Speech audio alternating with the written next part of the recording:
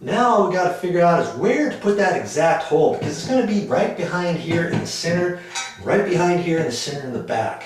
How to do it? They say to hold this up there and hold it tight, and then you're going to put a pencil mark around this outside edge, up tight, because the trim's still going to cover that up.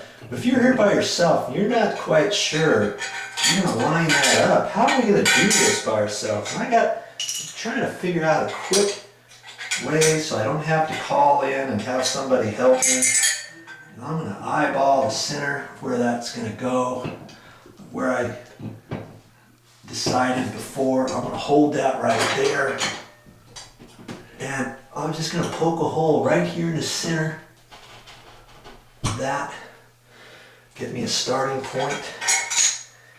And now I'm going to take a sheetrock screw, and I have a little washer here because it's going to go through the end, okay? I'm just going to hold that up there. This is my little helper for today.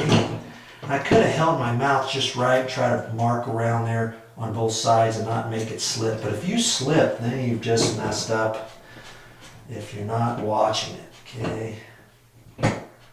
So, first thing is to put that there. Now I can do the same thing down here, can't I?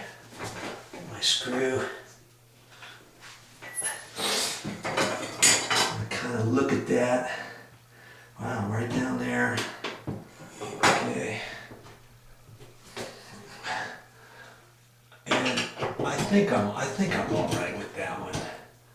Where it sits, where this one sits right there. It doesn't have to be perfect from the hole that I had behind there, because that was just a starting point. Okay. I'm gonna hold this one down here where it needs to be.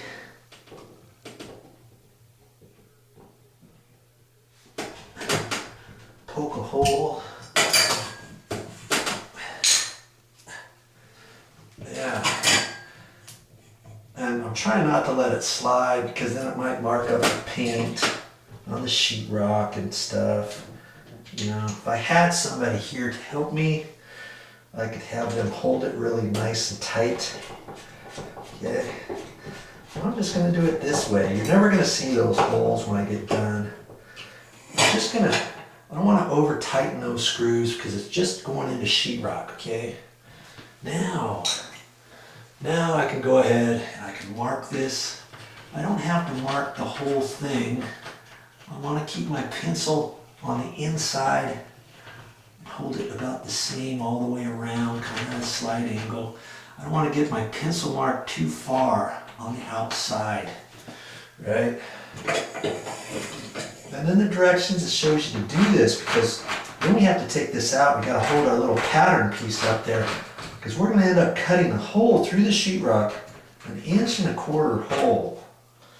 Okay, that's why we got to have this pretty close, because there's not going to be much adjustment for later on, is there?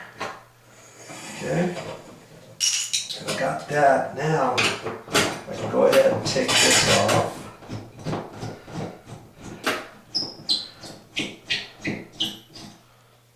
And like I said, if you feel lucky and you want to hold it all up there in one go and hold your mouth just right, hope that it doesn't slide, you can try that. Because see, I could have held it right like that the whole time, and I could probably have done it. I wanted to give you another way. So there, I've shown you 2 ways on how to get this marked. Okay, that's what you're going to see so far. There's a nice big hole there and a nice big hole up there. The last thing you want to do is cut that hole out with a sheetrock saw. If you do that and don't read the directions, you've just messed up. You don't want to do that, let me tell you.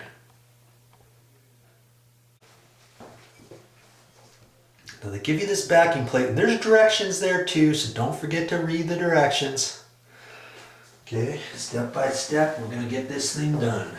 And now I'm going to hold that up there. I want to get a mark for the middle of this, so I'm just going to hold it where that circle was. Let's see if I can do it.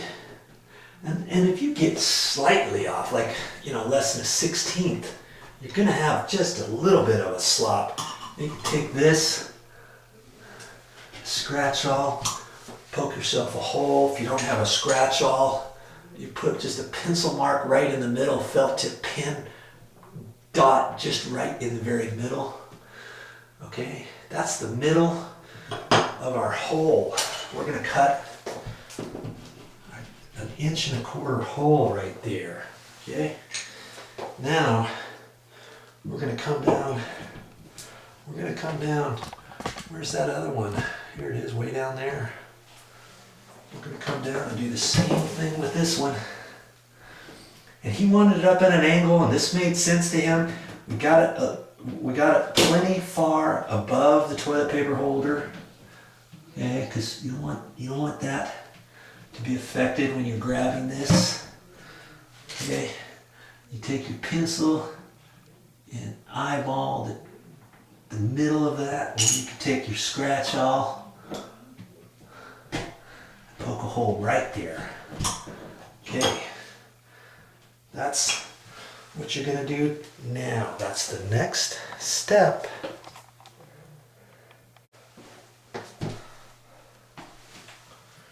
Before you get all rambunctious and cutting a big old huge hole, you remember I said there wasn't a stud here. I didn't think there was a stud here. It's way over here.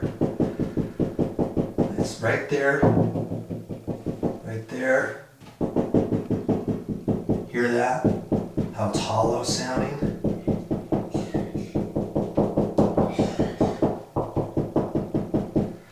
That's why I'm pretty sure that's hollow right there.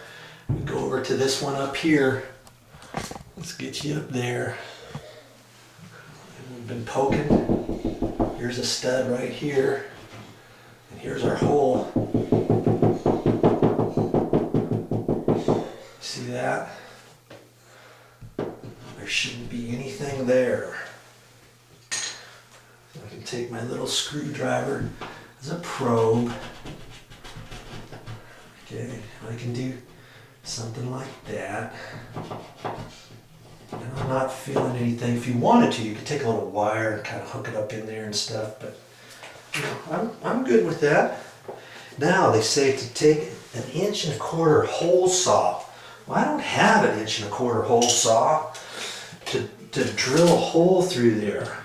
And I also don't have a paddle bit. If I had a wood paddle bit, 1.25 inch, I could drill a hole right there, couldn't I? I don't have either, so I had some washers. I found some washers in my pop's garage, all different sizes, and I looked at this. I thought, well, maybe that's an 1.25 inch. And son of a gun, let's get you in there. This thing is an 1.25 inch right there. You see there? 1.25 inch. And so I can take that and I can hold that fender washer up there right where it needs to go. I can mark my circle with the pencil just like that, and presto, I got an 1.25 inch hole. If you don't have a fender washer, you can find the end of a bottle or anything, you know, a screw cap, anything. Start measuring some different things. Get creative. If you only have something that's 1 3/16, mark it with that, and then cut on the outside of the hole. Or if it's 1 5/16, mark it, cut on the inside of the hole. You know what I mean? Do something like that. Okay, so now this one over here, I'm going to do the same way.